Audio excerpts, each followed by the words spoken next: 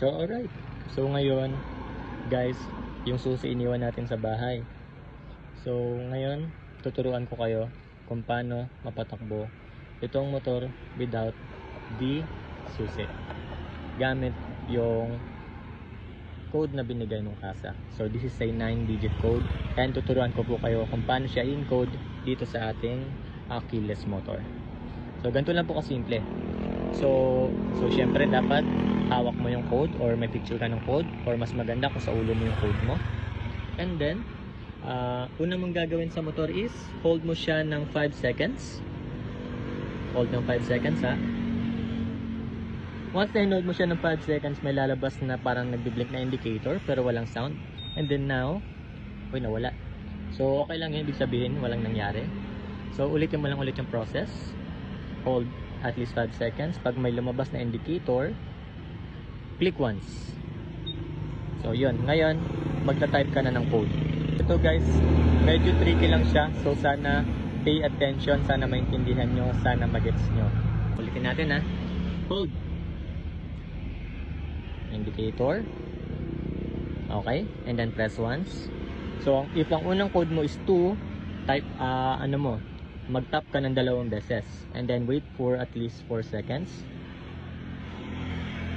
Once na nag-beep, proceed ka na sa second code. If yung second code mo is 5, 1, 2, 3, 4, 5, and then wait mo lang siya na mag-beep ulit.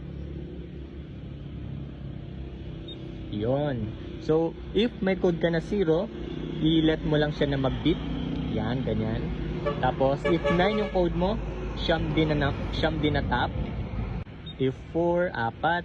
If 1, 1 lang. Tapos let mo lang siya mag-beep. So hayaan nyo lang siya guys. So syempre ang madedetect naman ng program is 9 digits codes only. Once na makompleto mo yun, automatic gagana yan. So try ko muna siyang pagganahin sa akin guys.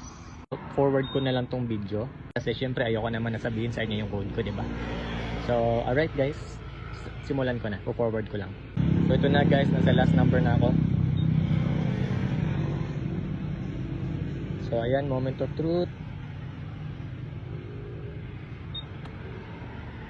Okay na siya guys, gumana siya guys.